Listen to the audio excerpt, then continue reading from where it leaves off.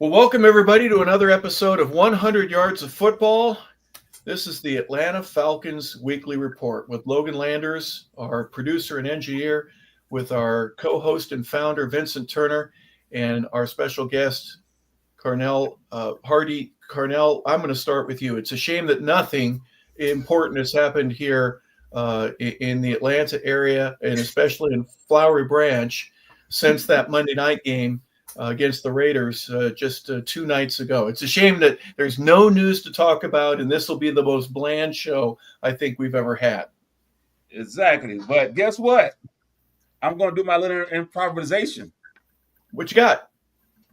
This is how it goes sell from the Heaven's Gate newsroom with breaking news. This is bigger than the rumble in the jungle. This is bigger than Rick James and Tina Marie. This is bigger than Eddie Ruffin leaving the Temptations. The breaking news is Michael Penix Jr. will be the quarterback for the Atlanta Falcons, and Captain Kirk Cousins has been teleported to the bench. How about that? So we found out last night, everybody, that Kirk Cousins, after a win, and even saying there on national television at the interview while he was still on the field that he needs to play better. Right now, it doesn't look like he's going to get the chance to play at all. Vincent, let's begin with you here as we get Howard Cosell's lead in with AB. We don't have the ABC music in the background for Monday Night Football, but the Falcons get a must-need, have-to-have, a critically important win against the Raiders, but they weren't impressive in the way that they do it. They missed a field goal near the end of the game, and the Raiders had a chance with just a few seconds left, and they were at about the 40-yard line. So an unimpressive win, but Vincent, they got the win. They are a half a game behind Tampa in terms of catching the winner in the NFC West. But what is your thought initially right after the game? Did you think that they were going to make the change and shake up the team the way that they did? Give me your thoughts. Watching Monday night was very brutal to watch. Anytime you have a team that blocks 2 punts in the game and really is never challenged from the other team offensively, and your team played that poorly, it was hard to watch. After the game, my thinking is that basically the Falcons, they need to make a change. Everybody in America saw it, even the announcers who were announcing the game on ESPN.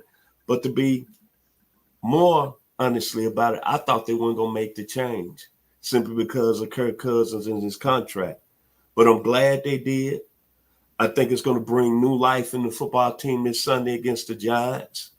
I hope that they didn't make the change too late. And I said this on a regular basis here on 100 Yards Football. I'm not blasting Kirk Cousins because of his play. I just think he was never healthy this year. Never healthy.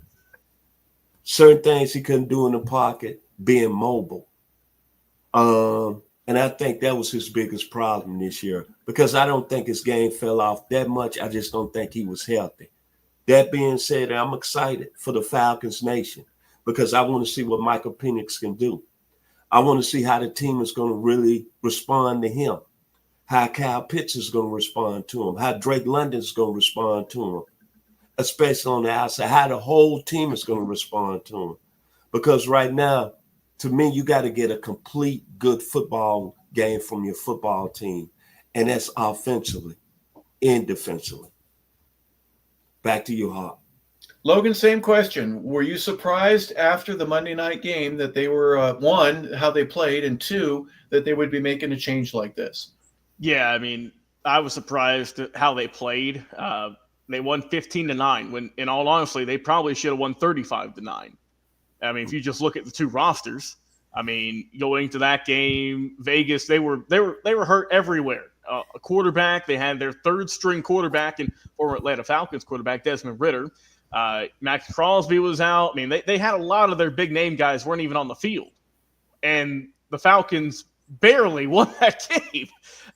So I mean, it was a rough performance. But the positives I did like from that ball game, though, is you saw that they heavily relied on the running game, and Bijan Robinson and Tyler Algier, a combined 37 carries for 168 yards. They didn't get the end zone, but they still ate away at the time of possession, and it helped them get into better scoring position overall. So I liked how they were really more run focused than passing heavy. I mean, Cousins 11-17 in terms of total yardage. It's nothing to wow you. 112 yards, 1 touchdown, 1 pick. Was sacked 3 times. I mean, it was just the offense outside the running game was ice cold.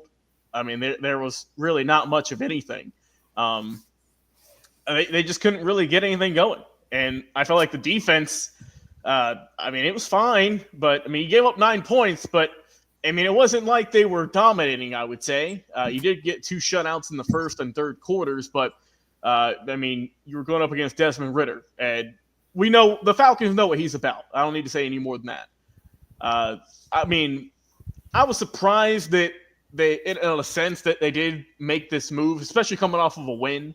But I think what the front office, with the coaching staff, with however many channels this went through to make this move to bench their multi-million-dollar quarterback for a rookie, all right, a first-round draft pick.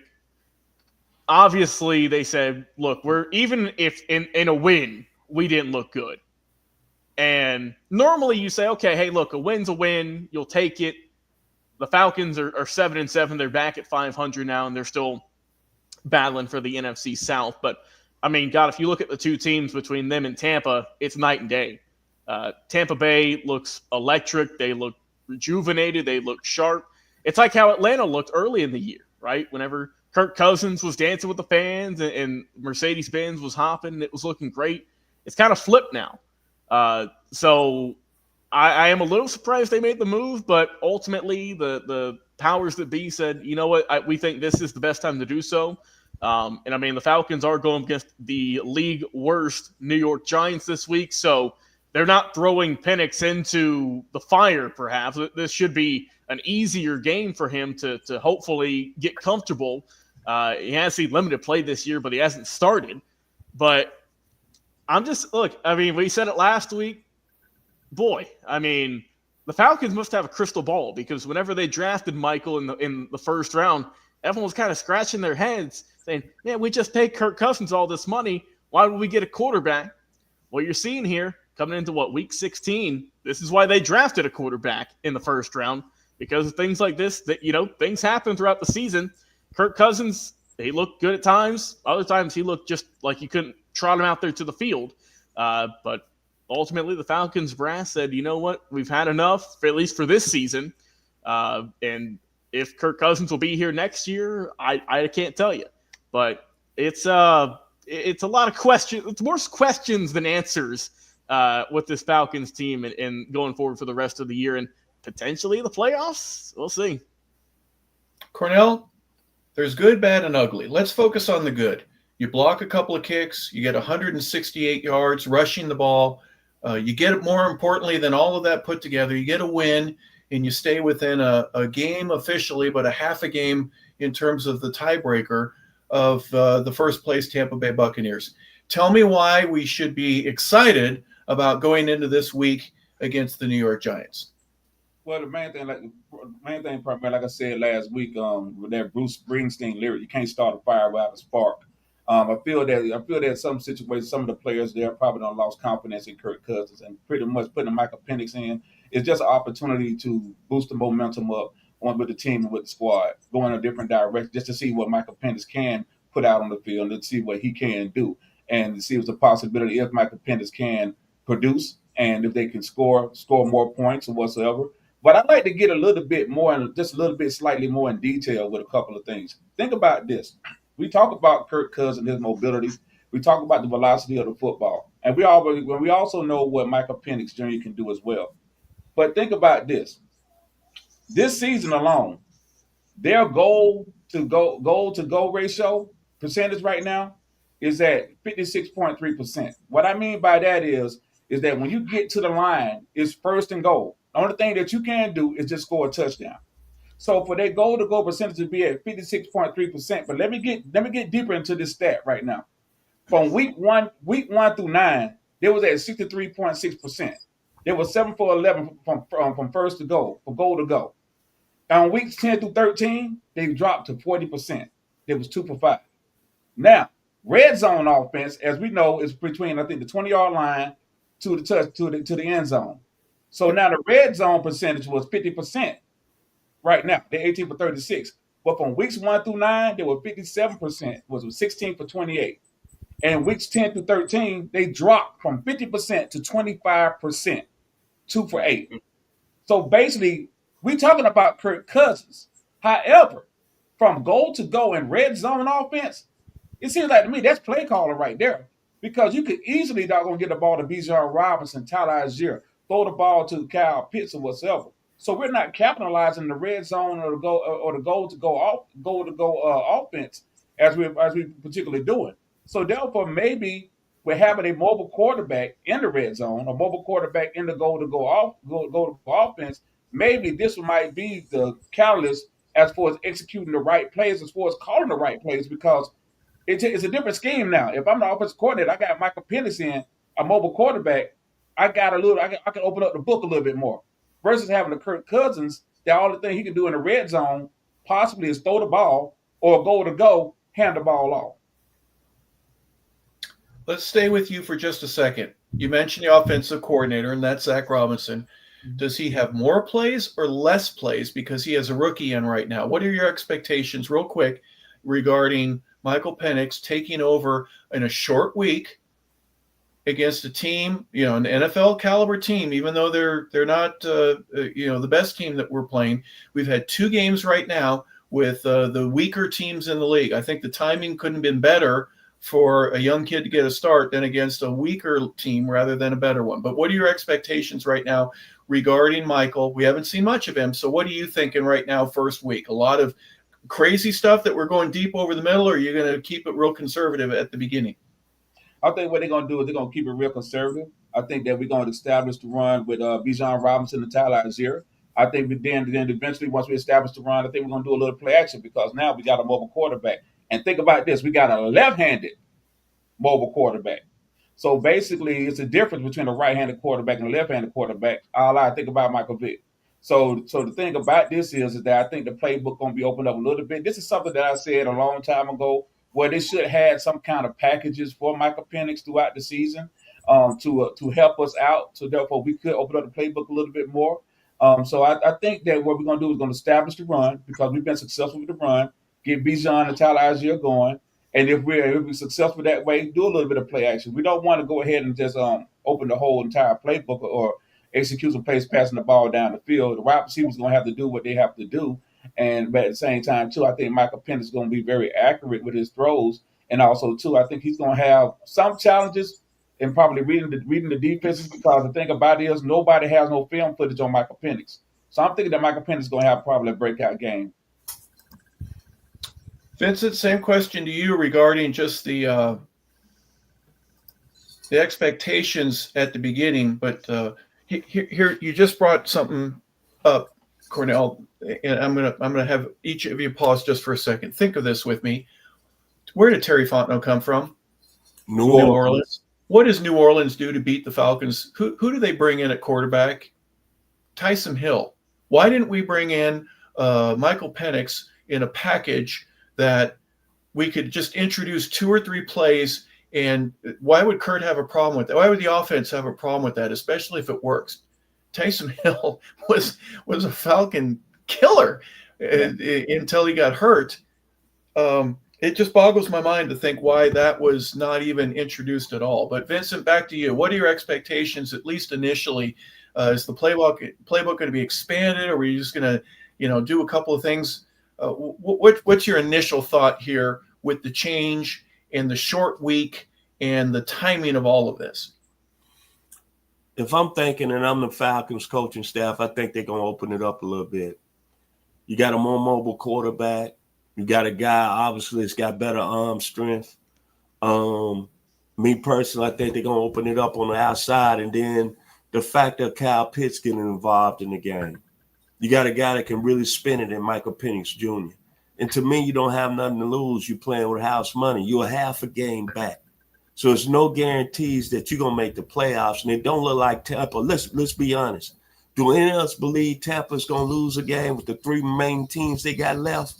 Who they got left? They got Dallas, the Saints, and the Panthers. Yep. They're gonna be favored in those games. Mm-hmm. So I'm looking at Zach Robinson. He comes out of the LA system as offensive coordinator, and I think they're gonna be very, very aggressive with Michael Penix Jr. Simply because, let's face it, the Falcons has got some good offensive skill people, man. London, Mooney, Pitts, B. John Robinson, Algier. I mean, that's just my thinking. Why not? You playing the Giants in the Dome. You don't have nothing to lose. It's a must-win game. You got a rookie quarterback, and you know he's going to want to throw it a little bit. And one thing that's a key point here that I think the Falcons are going to open up a little bit, they got a good running game with B. John Robinson. Be quietly kept. He's been one of the best players in the league over the last month, even though the Falcons have been losing games. So Michael Penix is going to have a running game. And to me, it's time to open it up and see what this Falcons offense should have been with Zach Robinson calling plays. I got my guy in there. And then one other key point, it's some people jobs on the line right now that we're not bringing up. Since you brought up New Orleans, Harp, you got to be thinking Terry Fontenot is doing this. Oh, my God, now we got my boy in, Michael Penix. You know he's going to be rooting for him. Honestly, I think the Falcons are going to be pretty good offensively this week and going forth. I think this week they're going to have a good offensive game with Mr. Penix on the center. Then I want to see when they go up to Washington, rookie on rookie. Daniels on Penix. Last year, Heisman Trophy, Washington and LSU. And that's going to be a must-win game for the Falcons because they got to win every game from here on out to even stay in the playoff mix. Back to you, Hart. Yeah, Logan, my expectations aren't incredibly high, maybe not as much as the others because I haven't seen him all year long.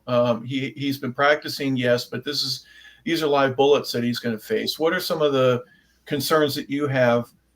You want to see him in there. You want to see him play. But here at this point in the season, he's just getting started where everybody else is actually winding down. The Giants will certainly be winding down. They've only got 2 games after this one. Yeah, I mean, the things that you would love to see, obviously the Falcons open up the playbook, try out some new things and see if it clicks. But for me, I think that all depends. And like you said, we don't know this yet because we haven't seen Penix play in any meaningful minutes. Does he have the current playbook down pat, right? Can he recall whatever the plays are, where his guys are going to be? Because that's going to be your bread and butter. Do you know these base plays that these teams, these coaches have lined up every single week for whoever team they're going against? Does he have that down? If he does, okay, great. Then maybe we can start expanding the playbook, like you said. But I'm like what you guys said. I think they're going to continue to go a little bit more run heavy at times. But the thing with this too is it opens up your play action if your running game is on point. And the thing with Penix that you're not going to have with Cousins is that if the defense is able to read a play action and they're running after Penix, he's got some legs that he can avoid potentially getting sacked or tackled for loss or whatnot, and avoid trouble, avoid big hits, sacks, fumbles, whatever you want to call it, bad, erratic throws. So I'm curious to see how he's going to do with that. But I want to see if they're going to either A, leave the handcuffs on and play conservative this week against just a flat-out bad football team, the Giants, or if they're going to say, all right, let's see what you can do. Let's have you chuck the ball 50 yards because Cousins, look, we knew going into the year, all right, he has done that before, but like you said, Vincent, he's been hurt this year. The arm velocity isn't quite there like we've seen in years past, but with Penix, he's young. We know he's got an absolute cannon for an arm, so you've got some speed. Like you've got Kyle Pitts, who's long. He's got the long strides. You've got Drake London, Darnell Mooney, guys who have some speed on them that can open it up in the second and third secondary and whatnot. So I don't know how it's going to go. I want them to play open, play fast, right, and to just see what he can do. But if he doesn't know, like I said, if he hasn't played through the playbook on the field, right, in meaningful games, then I don't know if they're going to feel comfortable enough to have him throw it way deep to see what he can do. So I'm hoping for one, but I wouldn't be shocked if we see a more conservative approach this week. Vincent, he's 3 for 5 in the season, and let's just say that was more mop up. This is going to be his first significant, important time on the field since he played for the national championship against Michigan. And in that game, if I can be guessing, because I don't know, but I think he got hurt in that game. Yes, he did. I don't know how desperately that changed his demeanor, but I know he wasn't 100%. And I would imagine that he's got a little bit of, I can't wait. I'm chomping at the bit. I really want to get back out there and do this again. But he's had a chance to heal. That's the thing that I like about this time that he's had off. He's got a little bit of a chance to get a little aggressive and say, I really want this. I know I should be playing, and I can't wait to get the opportunity. You know what I mean? Use that chip on his shoulder, if you can call it one, where he's had to sit and wait, and most rookies used to have to do that. I think this is going to be an interesting moment for him in that if he plays well, the sky's the limit in terms of his confidence and the demeanor that he's going to have over the next 3 weeks. But Vincent, your initial thoughts regarding, significant time, being told on Tuesday night, you're the guy, and having a chance to prepare. And by the way, the Falcons are going to be flexed. In my understanding is that they will next Saturday against the Commanders, they will be Saturday playing in a national televised game. So regardless of that, Vincent, think about the things that I was mentioning there about this is the first meaningful action that he's had in over a year. I don't think you have to worry about this young man. You're talking about a young man who went to the University of Indiana and had two torn ACLs, was able to bounce back from that. Then he goes out to the University of Washington and he puts up numbers over there under a very, very good football coach who's at Alabama right now, Kalen DeBoer. And what I always look at, I look from the adversity standpoint, where you've been in college, a guy that had 2 torn ACLs in college at Indiana now. But I think about always game performances. In the pandemic year, we haven't heard of Indiana head-to-head matchup against Justin Fields. He threw for 385, I believe, 4 touchdowns. Then he tore his ACL. He came back from that. Then look what he did when he was out there at Washington. I don't even have to put up the numbers he did last year. And he's 25 years old, I believe. So when the Falcons drafted him, Terry Fontenot and Raheem Morris, they had to know there was a very mature young man that could afford to sit and watch and learn. So I don't have no problem with him coming on the field and being somewhat successful. This is a very mature football player, man. And he comes out of Tampa, Florida, out of the Tampa area. Dwight Gooden, Gary Sheffield. I don't have to say no more. Mike drop. I'm going to be glad to see him play on Sunday. And the energy that he can bring to the building. I said when the Falcons drafted him, and I'm an energy guy, Michael Vick too. Back to you, Harp. Cornel, I think that the offensive line will have a little bit of a challenge in that they know where he's going to be. We're probably going to roll out a little bit more.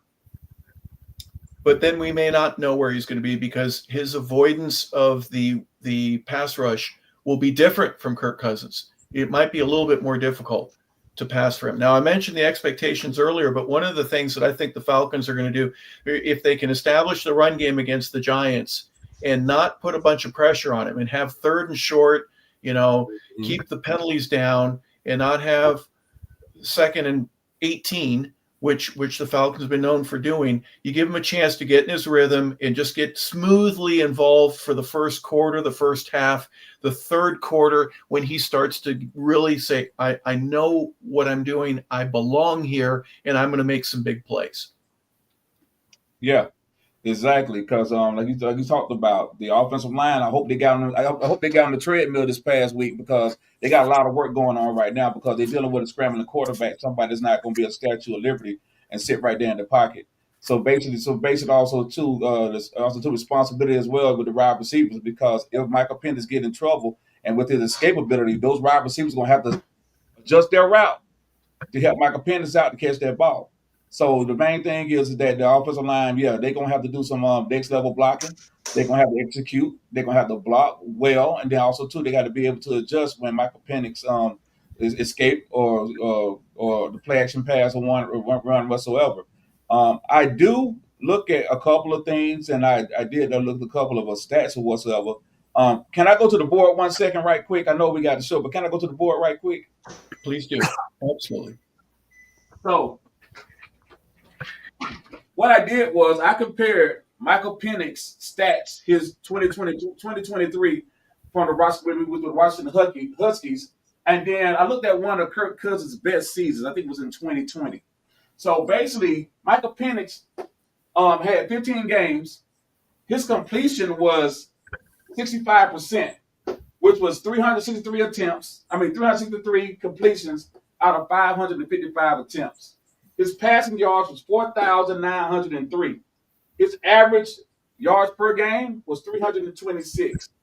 He had 36 TDs, 11 INTs, and as far as rushing, Michael Penix had 101 yards rushing. 93 of those was in the negative. That was coming with sacks or trying to escape from the defenses. In 2020, Kirk Cousins had played 16 games. He was 67% in completions. He had 516 attempts. He completed 349 yards. His total passing yards that year in 2020 was 4,265 yards. His average per game was 267 yards per game. He had 35 touchdowns. Like I said, Penix had 36. Cousins had 35 touchdowns. He had 13 INTs that season. Penix had 11 in 2023. He had 156 positive rushing yards that year in 2020. But that was with a healthy Kirk Cousins. But one thing that was challenging to me, that question, his quarterback QBR rating was 55.8. 55.8 quarterback rating, Kirk Cousins. However, it shows that Kirk Cousins, stat-wise, is almost similar to Michael Penix. But, like we talked about earlier, that red zone percentage and also that goal-to-goal percentage, that's where we're not capitalizing that. So that's why I see that's the difference going to be with Michael Penix behind center versus Kirk Cousins. Because their stats from him 2020 and 2023, it's almost the same. But that's a healthy Kirk Cousins. So if a healthy Kirk Cousins is giving me that versus a Michael Penix of 2023, it's almost the same. Yeah, very similar collegiate to pro numbers, but collegiate to pro numbers don't always transfer over. But I appreciate you doing that because obviously, many folks are going to be wondering whether, this is going to pan out the way that we want it to. And obviously you have your quarterback of the future. What do you think the fan reaction is going to be, folks? Do you think it's going to be one of those where you have to sit on your hands, you're going to watch, you're going to expect people to stand and give them an ovation before the game even starts? What do you think is going to take place there in Mercedes-Benz? Logan, start with you. I mean, I would hope the fans are excited for this, that they're pumped up, because if they go into this game excited, you could tell the stadium's buzzing. That will give Penix confidence, I would hope, in saying, hey, I got the crowd behind me, which is always great. And like I say, you're going up against the Giants. Should be, this you couldn't have asked for a better team to go up against for your first NFL start, right? In the worst team in the league. So I would think the fan reaction, from what I've seen everywhere, the fans are jumping up and down. They're happy as a clam right now, knowing that the guy they picked number 8 overall finally gets time to shine. So I think that this upcoming week, like I said, it's going to be a short week, so they are going to need a little bit more help, and the home crowd always helps out. That if the Atlanta Falcons fans are excited to see Michael Penix take over, that'll help out Penix and hopefully relax him a little bit more. And I think that, like I said, I'm expecting good things out of this ball game, and it's a lot of questions coming into this upcoming week, but hopefully we'll have some answers in the next Falcons report. Vincent, what do you think here with the fans? If you were sitting in row 12 in the corner of the end zone, are you standing? Are you going to wait? Are you going to boo him like if you were in Philadelphia to welcome him with a boo? What are your thoughts here regarding the fan reaction here in Atlanta? Electric, level, high, energy going to be high in the building on Sunday. Come on, man. You're making a change to the quarterback, number 1 overall pick, 8 overall. I'm excited for the Falcons fan base. And I think you're going to see fans out there. And don't let him take that team on the first drive, offensive drive in the game, and put the ball in the end zone. Like I said, I've been in this Atlanta area for 24 years, and I'm going to tell you this. I know a lot of people, Mike Vick situation didn't end right. Matt Ryan did an outstanding job, saved the franchise, but I'm going to tell you, when you went and saw MV7 on Sunday, it was electric. It's what football supposed to be. The beers flowing. Brutal for females. I tell you one game, and I'm going to give it back, my final words. I went to see the Falcons play New Orleans in the second year. I had some press passes. I was with a radio station, and I had a press pass to see that game. And it was Michael Vick's second year. And some of the people that I saw in the stadium there to watch that game, Dan Marino, Beyonce, unbelievable. People came to see him. Michael Penix is going to be at that level on Sunday. Well, we don't want to say it or not, expectations are going to be high for the young man. But I'm going to say this. He's a 25-year-old rookie that's been through a lot and know what adversity means. Back to you, Hawk. Yeah, it'll be interesting to see when Arthur Blank bought the team. He ended up giving tickets in the upper level of the Georgia Dome for $10 each to create a desire to be there and to fill the stadium up.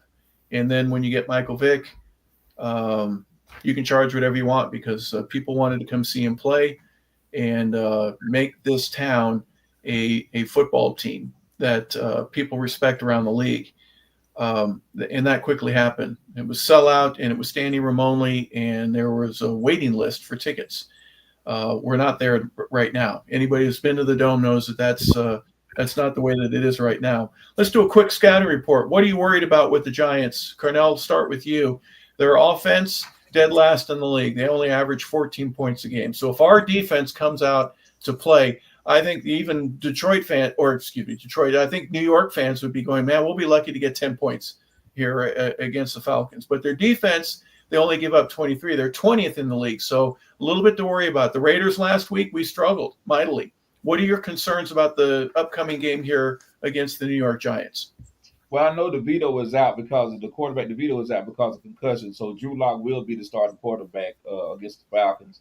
They do have their first round pick, Malik Neighbors. So my only challenge would be in the secondary, who's going to cover Malik Neighbors and who's going to stop him, as well as they pretty much don't really have a running game. It's just making sure that they don't make mental mistakes, minimize the penalties that they have, and just basically just continue to be aggressive on the defensive end, on the defensive front. I think we have a great running game with Bijan Robinson and also Tyler Algier. And I think that Michael Penix is going to, I would say the second half, he's going to ball out the second half.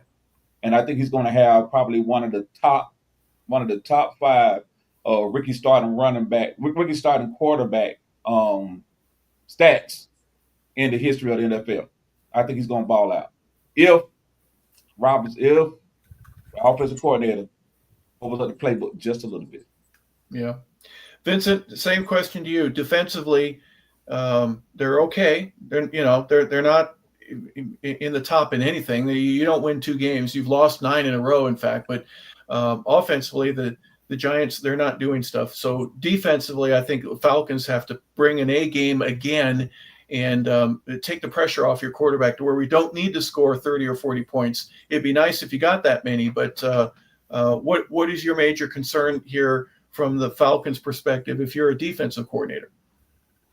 If I'm a defensive coordinator, just like Mr. Hardy said, well, Mr. Neighbors goes, are we going to be able to cover him? And secondly, in this type of game, keep playing at a high level. And my only other concern is this. We talk about this all the time, and I take this from you, Harp. You always say the game is won at the line of scrimmage.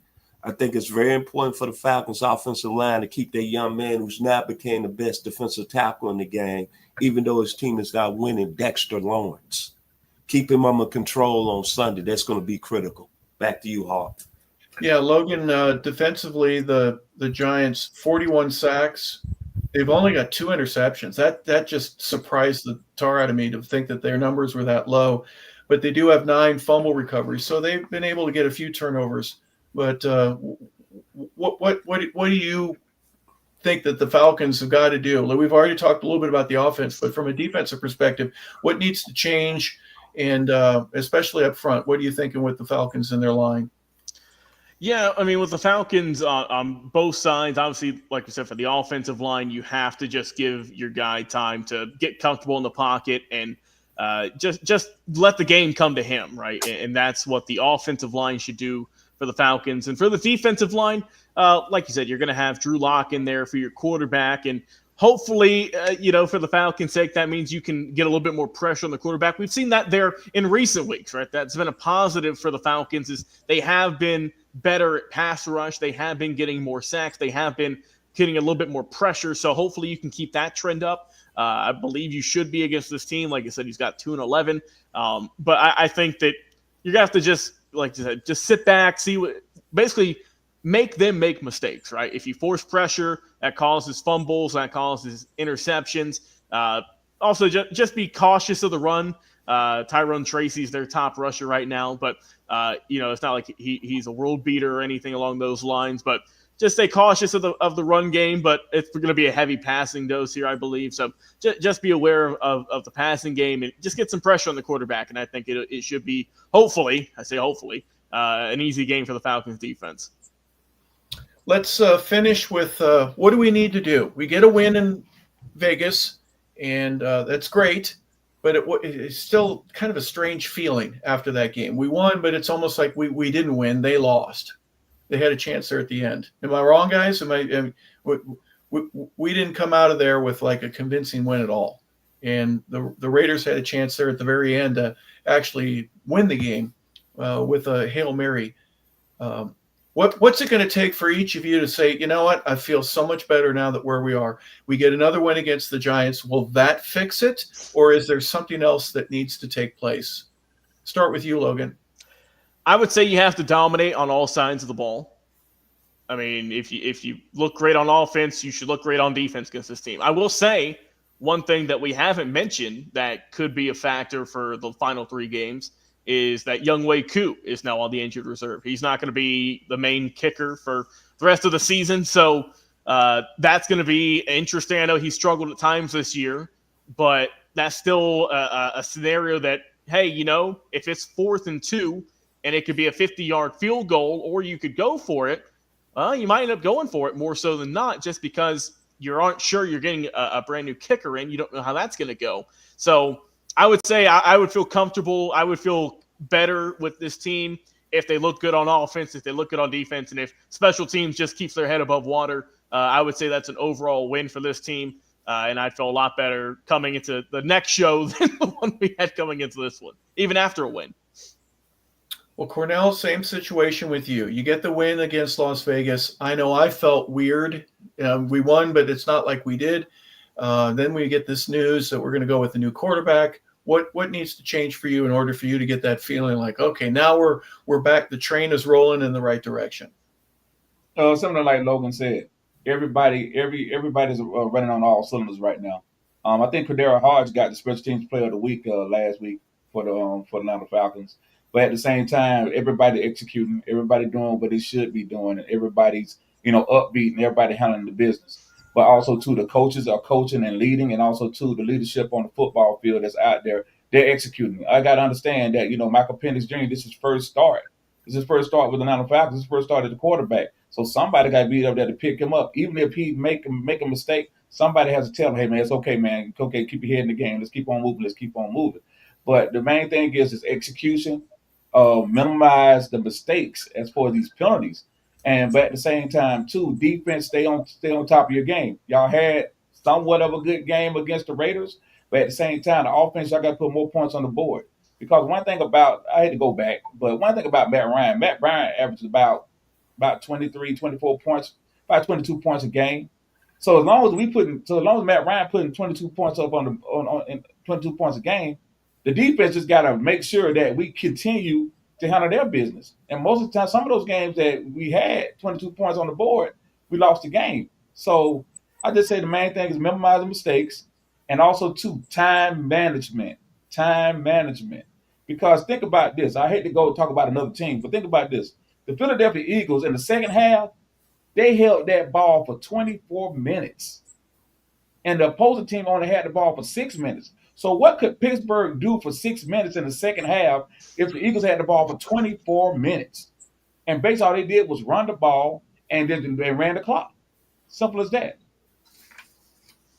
Philadelphia with the number one running game in the league. You get 3 yards in a cloud of dust. You get 4 yards in a cloud of dust. You get another 4, and you get a first down. You keep the sticks moving, and next thing you know, 24 minutes later, you've got total possession there in the second half. Vincent, what's it going to take for you? You say it's going to be electric there. How does it stay electric? Is it an early touchdown? Is it just a confidence that you get? Or is it just basically, hey, you got to manhandle the second worst team in the league? You got to take care of that right now. Keep it short and sweet. Michael Penix coming out and getting off to a good start. And the offense playing well throughout the game. If that happens, the Falcons are going to be all right for the rest of the season. Because the Falcons haven't had good quarterback play, in 5 weeks now.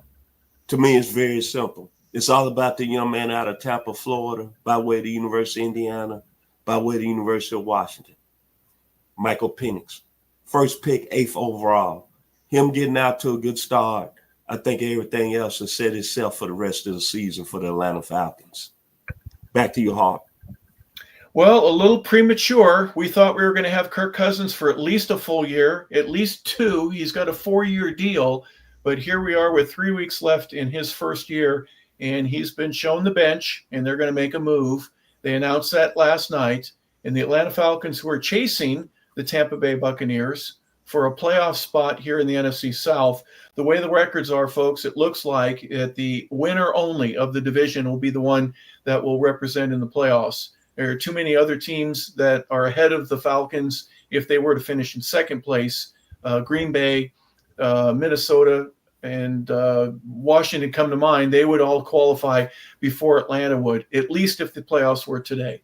So, gentlemen, final thoughts. We had a win against Las Vegas. We're going to go against the New York Giants, a team that we should beat based on the record. You never know what's going to happen in the National Football League. But your final thoughts here before we part for this week's show. Logan, let's start with you. Final thoughts is, like you said, just kind of felt weird, even coming off a win, snapping their losing streak. You would have thought it would all right, yeah, we did it, but it just didn't feel right. Going to be a new change. I mean, it's interesting. I'm excited about it. We talked about all the great college football games we got coming up this weekend, but I'm excited for the NFL game. I'm excited for this game against the Giants to see what Michael Penix can do. Obviously, we chronicled him throughout his college career, talked about how well he did at Washington, the Heisman race and whatnot, the thoughts of him getting drafted 8th overall and say, what the heck are we doing here? But here we are. It's time. Like you said, Harper, it came a little bit quicker than I think all of us thought, but there's a reason why there's a method to the madness, right? There's a reason they drafted him so early, and it's paying dividends right now, hopefully, if he can go out there and look sharp like we expect him to be, like if he can be the player he was with Washington. So I'm expecting a nice win this weekend. Hopefully we can get – because, hey, if you win this one, that's a winning streak. And you need all you can get right now with 3 games left in the season. So I'm expecting a good win over the Falcons, over the Giants. And I think Michael Penix, like I said, ease him into the game, make him comfortable. And then once he starts getting that confidence, then you can let him have that arm talent, use it to its full effect, and have them start throwing it 40, 50 yards for a couple touchdowns. And I'm looking forward to it. I think it's going to be a good show. Cornel, final thoughts. I say it like this: as a kid growing up in Atlanta, been an Atlanta native, watching the Falcons, Steve Bartkowski, Dave Archer, Chris Miller, Jeff George, Billy Joe Tolliver, Jerry Glanville, Lehman Bennett, Dan Reeves. Hey, at one point in time, Andre Ware, Heisman Trophy candidate, was a backup quarterback for the Falcons that didn't even get on the football field. The Michael Vick experience, Matt Ryan, and now guess who we got? We got Michael Penix Jr. If I was in Hollywood right now, I would be doing a sequel to Any Given Sunday, Part 2. The script is written, Michael Penix Jr., Willie Beeman's stepson, whoever you want to be. This is your opportunity to finish the script. So Michael Penix Jr., handle your business. Falcons 27, Giants 11, Giant 9. I'm done. You're gonna give me even less points. All right, Vincent. Final thoughts. Final thoughts. It's Michael Penix time. The young man out of University of Washington. Let's go win a football game on Sunday. Go Falcons. Well, it'll be interesting to see what happens, guys. This is a change in history that could be significant and one that affects this organization for a very long time. We've seen it recently that sometimes you get the number 1 pick overall in Bryce Young and you put him in front of a poor team. He was picked number 1 because the team is poor in the first place, and he struggled mightily. He was benched, and he's come back. He's done a little bit better, but that's an issue, right? Bo Nix going into Denver. Who would have thought? Who would have thought that Jaden Daniels in Washington or Caleb Williams getting a chance to run an organization and lead a football team? It's time here in Atlanta for Michael Penix, and his time begins here on Sunday against the New York Giants. So we wish him well for obvious reasons. We want the Falcons to be successful, and we want his career to be as well. So Kirk Cousins will be on the bench to watch, and we'll see what happens against the New York Giants. So for Logan Landers, our producer and engineer, Cornel Hardy, our special guest, and our founder and co-host, Vincent Turner, I'm Harper LeBel saying thank you for tuning in to the Atlanta Falcons weekly report here on 100 Yards of Football. Have a fantastic day, everybody. We appreciate you watching the show.